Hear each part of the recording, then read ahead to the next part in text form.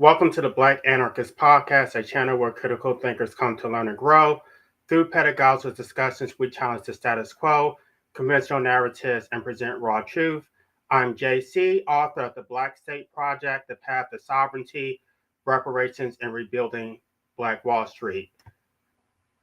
Today, I have a short video that I want to review by Robby Soave, which he was attempting to disparage Assata Shakur, and then he inadvertently convinced me that she was a hero because I actually don't know anything about her. But because of the disparaging remarks he made about her, it caused me to look her up. And yeah, I'm thoroughly convinced that she's a hero or heroine. Before that, before I even get into that, I do want to congratulate Robby for leaving his wife and proposing to his male fiance. So congratulations for that.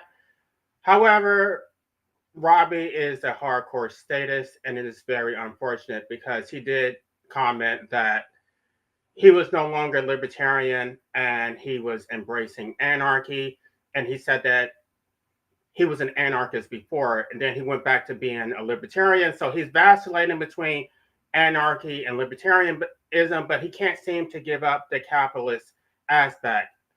And apparently he's a hardcore statist too, which is why he has so many disparaging comments about the Palestinians.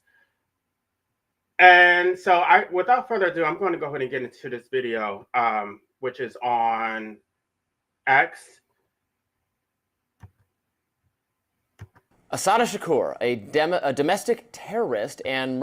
Let me stop right there. So he's calling Assata Shakur a domestic terrorist, right? And let me tell y'all the reason why he's doing that. The reason why he's doing that is because the state has a monopoly on the use of physical force. And so anytime a private actor engages in violence, then it is considered illegitimate. It doesn't matter whether it's self-defense. It doesn't matter whether it was provoked. It doesn't matter whether you're even defending your life. You don't have a right to defend yourself because you don't actually own your life.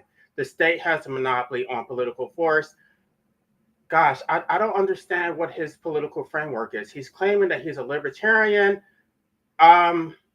Libertarians don't go as far as anarchists, but even the libertarians believe in a non-aggression principle. And so based on the whole situation with Assata Shakur, she was not the aggressor. The state was the aggressor, right? By the way, Assata Shakur was a member of the Black Panthers. She was a Black anarchist.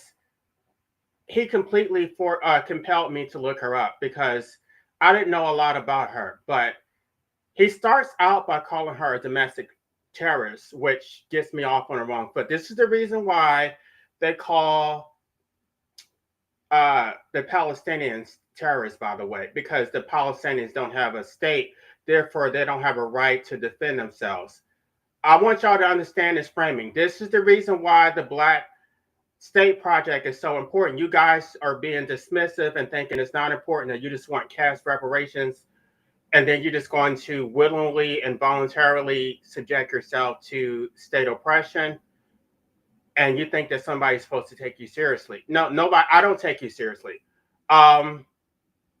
You don't understand what comes with state power. A check cannot compensate you for the systemic oppression that you're experiencing, and you're going to continue experiencing. So anytime you defend yourself from a state actor, then you're going to be called a domestic terrorist. Now, let's start over. Assata Shakur, a domestic terrorist and murderer who escaped from a U.S. prison in 1979 and lived... Again, so he's calling her a domestic terrorist and he's calling her a murderer. It's only a murder because the state says it's a murder, right? If they kill one of you, it's not murder. It's they have a legitimate monopoly over physical force. So it's not murder when the police does it. They're going to say that they had Well, first of all, they would have to have probable cause to stop in the first place. This was a case going dating back to 1977. I don't know all the details, um, but she's saying that she didn't even do it. Some kind of way she escaped prison, and then she fled to Cuba.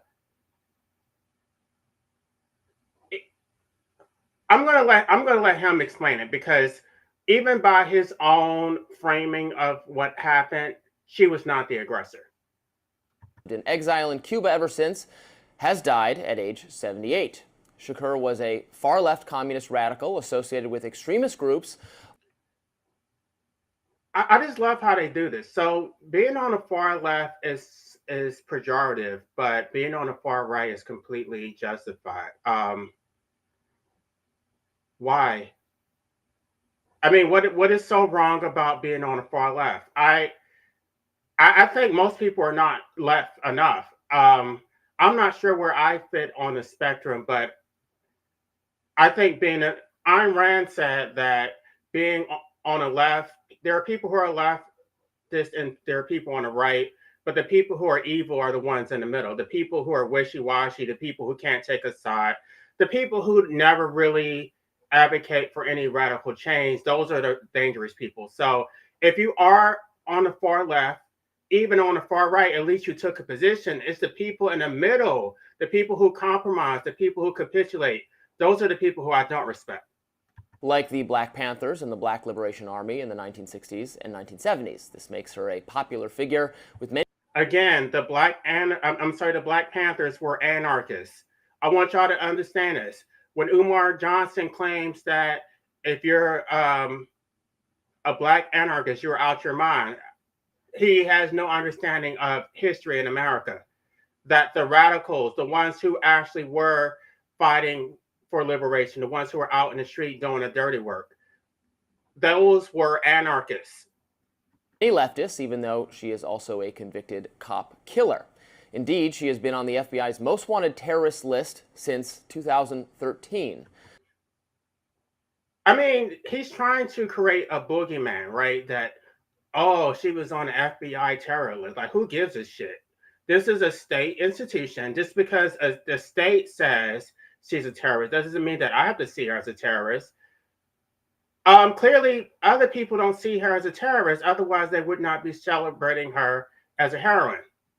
Of her numerous crimes, the most heinous, of course, was the murder of New Jersey State Trooper Werner Forster on May 2nd, 1973, during a traffic stop. Let's stop right there. A traffic stop. You guys may gloss over that and think that it's not anything violent about a traffic stop. It's completely violent. This is an officer that is forcing you to pull over through threat of physical force. He has a gun on his hip. He is threatening to take your money at gunpoint. And if you don't pay it, then he's going to force you into a case through physical force.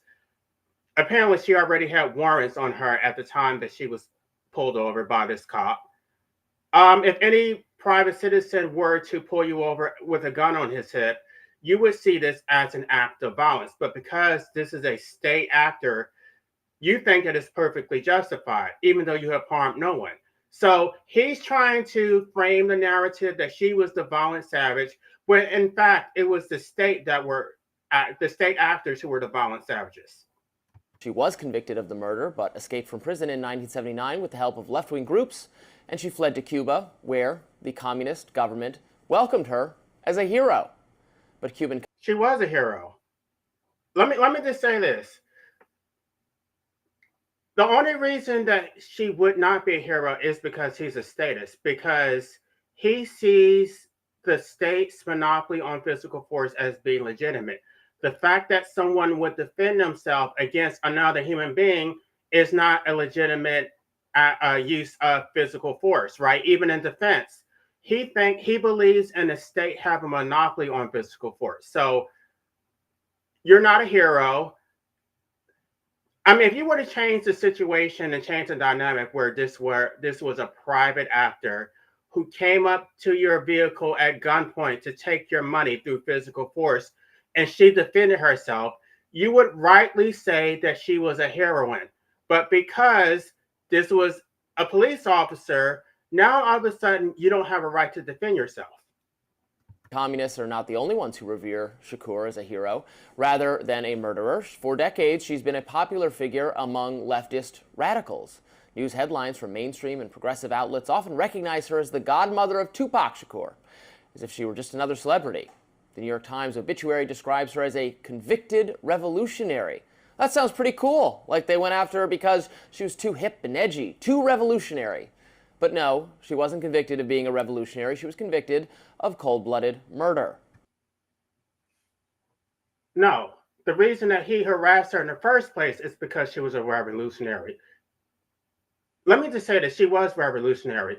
It is revolutionary in and of itself to be a black anarchist because most blacks in America are hardcore statists. They don't think that they can survive without a state. As much as they claim about white supremacy, they love it. They love living under, they want to nest. They want to nest under somebody else's system. They don't want to build their own system. They want to complain in perpetuity. And so a black anarchist is going to stick out like a sore thumb because we are so rare. We're just like the creature you just never see. It's just everybody talks like they're revolutionary, and we're not even talking about whether you're, how far you're willing to go to actually defend your community. We're just talking about being revolutionary in political thought. If you're going to be a gatekeeper and say, "Oh, we can't go that far. We can't be an anarchist. We can't support anarchy. We can't support actually dismantling the system and building our own shit," then you're not revolutionary. It just is what it is. She was also charged with numerous other crimes, by the way, including bank robbery, armed robbery, other murders. Those charges didn't stick for a variety of reasons. It's called innocent until proven guilty. You can try to debate and litigate the cases if you want to, but at the end of the day, she wasn't convicted. So she's innocent of those charges. People get charged all day, every day. The cop killer situation, I'm not sure why we're even framing this as a cop killer situation. She defended herself against another man who was trying to inflict violence to her. So it is what it is. They go around harassing people at gunpoint all day, every day. And I guess he finally met his match. Killer did stick. She was convicted of it. I think that's not the sort of person we would want to hold up as a role model. Call me crazy. I do call you crazy. I would say that that is a role model. Not because she was the aggressor, she was defending herself. And yet leftists are using the occasion of her death to memorialize her as someone who spoke truth to power and fought for a more equitable world. Seriously, the remembrances are pouring in. The Democratic Socialists of America wrote on X, "Rest in power," and thanked Cuba, an authoritarian state that brutally jails dissenters, for their solidarity and loyalty, allowing Assata to live out her days in Havana. Now, they call it the American state. No, it wasn't the American state. It was the state of New Jersey. This is the reason why the Black State Project is so important. It's not the federal government. I'm not sure why they call it the American state. The state of New Jersey brutally oppressed Assata and her Black Panther comrades, right? So if you want to be free from state oppression, then the solution is for you to create your own state or to at least commandeer a state that already exists. All you have to do is move to the state of Mississippi, which I've already proposed, and you can basically take over the state. And then you can implement the type of policies that you want. But no, you don't want self-determination. You want to nest under somebody else's system and then sit up and complain and then be a perpetual victim. I guess I need to contact the Democratic Socialists because it sounds like they need a new direction. They need somebody to tell them how to actually be radicalized politically, how to actually get results, because it seems that they're at least open to revolutionary thoughts. They just need a revolutionary to point them in the right direction. So Let me see if there's anybody here. Any comments? No. All right. Now, when I get off here, I may come back and do another video because I want to review a video that Charlie Kirk did debating an anarchist, an unartful anarchist, by the way, an artful anarchist who was not able to effectively communicate the anarchist position. But let me get off here because I think I'm going to be coming back to review that video by Charlie Kirk. Thank you for listening to the Black Anarchist Podcast. Be sure to like, share, subscribe. The struggle is real, and the fight for liberation is far from over. Get sovereign or die.